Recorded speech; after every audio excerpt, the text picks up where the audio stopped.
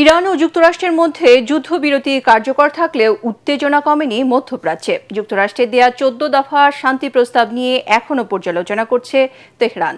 এর মধ্যেই হরমুজ প্রণালীতে বাড়ছে মার্কিন সামরিক উপস্থিতি। এমন পরিস্থিতিতে বিশ্লেষকরা বলছেন বল এখন তেহরানের কোর্টে, তাই তাদের জবাবেই নির্ধারিত হবে মধ্যপ্রাচ্যের ভবিষ্যৎ। বিস্তারিত জানাচ্ছেন জাহিদুল আলম। যুক্তরাষ্ট্রের পাঠানো শান্তি প্রস্তাবের জবাব এখনো দেয়নি ইরান। মার্কিন পররাষ্ট্রমন্ত্রী মার্কো রুবিও বলেছেন তেহরানের উত্তরের অপেক্ষায় আছে ওয়াশিংটন। ইরানের পররাষ্ট্র মন্ত্রণালয় জানিয়েছে ইরানের জন্য উপযুক্ত সময়ে এই প্রস্তাবের জবাব দেয়া হবে। তবে ইরান যুক্তরাষ্ট্র আলোচনায় এখনো বেশ কিছু জটিলতা রয়ে গেছে। ওয়াশিংটনের চাওয়া ইরান পুরোপুরি পারমাণবিক কর্মসূচি বন্ধ করুক। তেহরান বলছে যে কোনো সীমাবদ্ধতাই হতে হবে নির্দিষ্ট সময়ের জন্য। এছাড়া সমৃদ্ধ ইউরেনিয়াম মজুদ, নিষেধাজ্ঞা প্রত্যাহার, ক্ষতিপূরণ এবং হরমুজ প্রণালীতে জাহাজ চলাচল নিয়েও দুপক্ষের অবস্থান এখনো বিপরীতমুখী।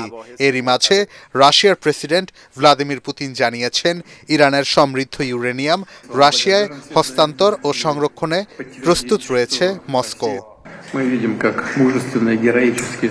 এমনই থমথমে পরিস্থিতির মাঝে মধ্যপ্রাচ্যে সামরিক উপস্থিতি বাড়াচ্ছে যুক্তরাজ্য ও ফ্রান্স।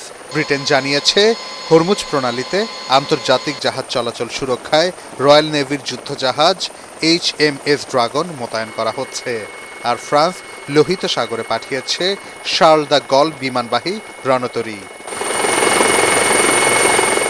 বিশ্লেষকরা বলছেন যুদ্ধবিরতি এখনো কার্যকর থাকলেও পরিস্থিতি খুবই নাজুক।